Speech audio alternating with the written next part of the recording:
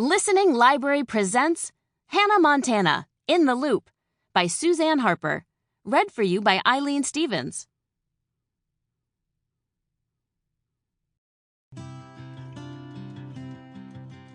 Chapter 1. If you climb in the saddle, be ready for the ride.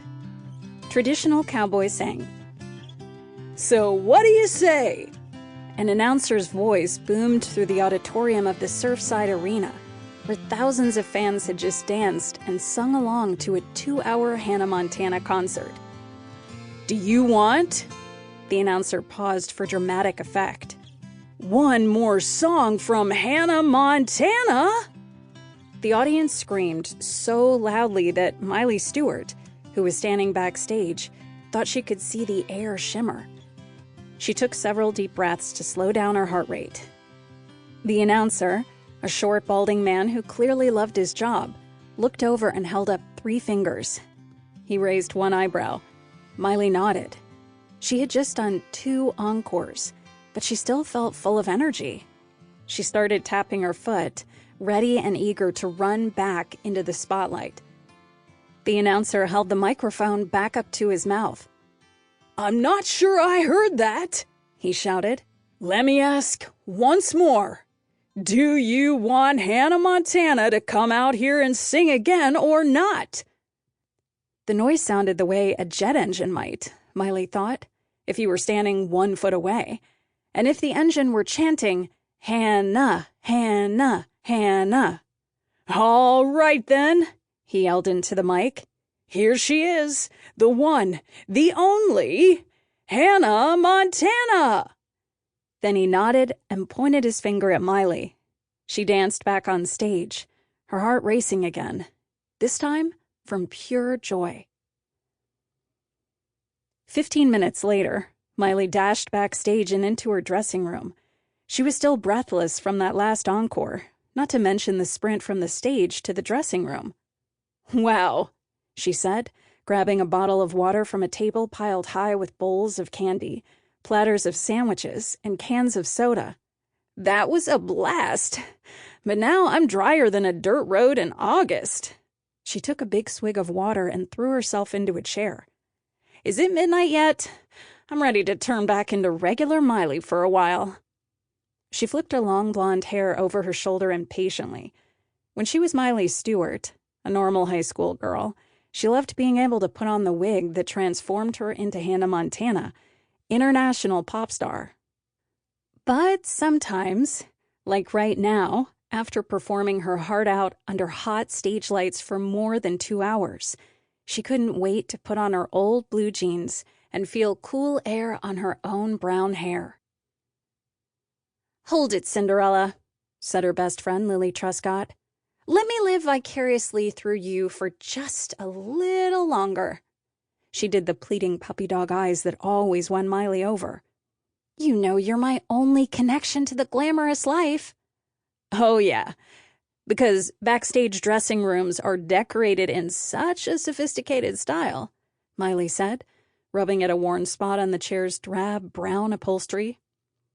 I'll take what I can get, Lilly said. As always when she accompanied Hannah, Lilly was disguised as Lola Luftnagle, a rich socialite who was also Hannah Montana's best friend.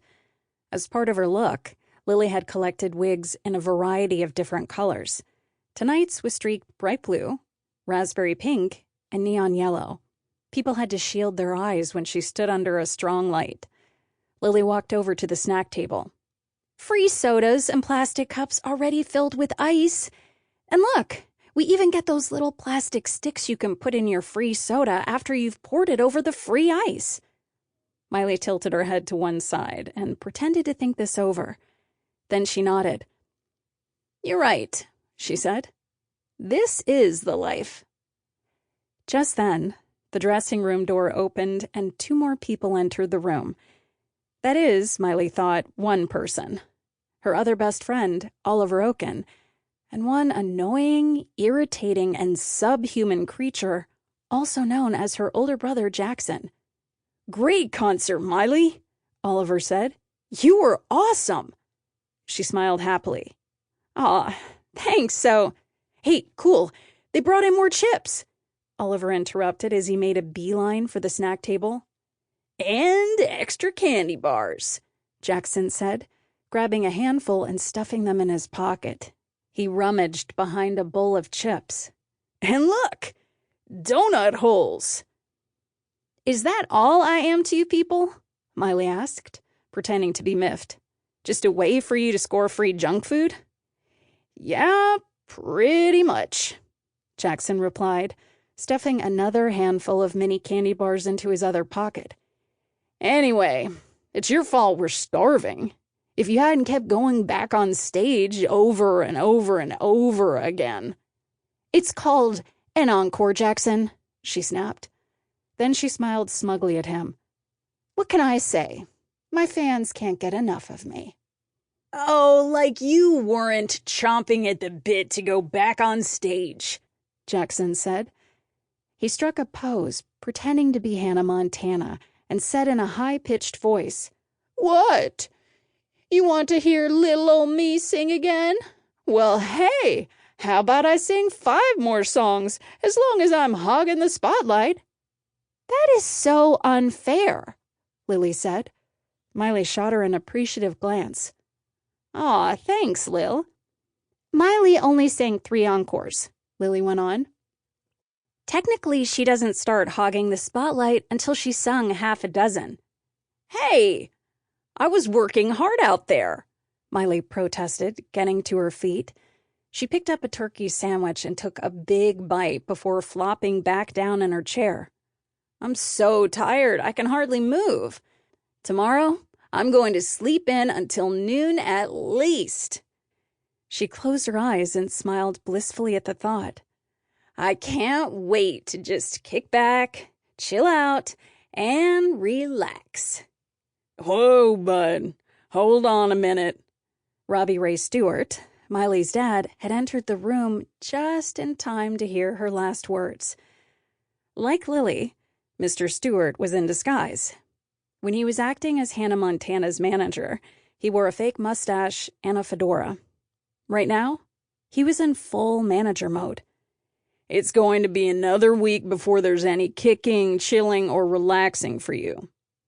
Miley's eyes popped open. Manager, say what? She asked. Remember, you have a photo shoot tomorrow, he said. I do? Miley frowned as her daydream evaporated. When? 7 a.m., her dad said. On the dot. 7 in the morning, Jackson chortled. Man, that's like dawn. And on a Saturday, too. He shook his head, pretending to be sad. Well, as Entertainment Insider always says, the life of a celebrity is very hard. How right they are. Miley ignored him. When did I agree to that? She asked her dad. The same time you signed on for the radio press tour, he said. You're doing 8 radio interviews on Sunday back to back. 8? Oliver looked impressed. You'll be talking for hours. You could lose your voice. That would be a bummer, wouldn't it? Jackson put in gleefully. If Hannah Montana... His eyes widened with mock alarm as his voice dropped to a frantic whisper. Couldn't sing. Daddy, Miley protested. Jackson, stop it, Mr. Stewart warned. Miley's not going to lose her voice. Miley made a so-there face at Jackson. 'Cause she's got to sing at that hospital benefit on Monday night, her father went on. He pulled out his PDA and began scrolling through the calendar. Then Tuesday is the charity softball game. Then we fly to Texas on Wednesday for the Lone Star Rodeo. Before he could go on, there was a knock on the door. An assistant poked her head inside. Excuse me, he said. Miss Montana's limo has arrived.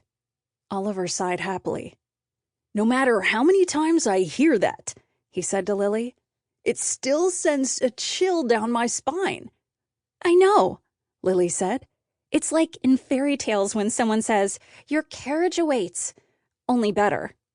Yeah, Oliver nodded. Carriages don't have moonroofs. As they walked outside to the Sample complete. Ready to continue?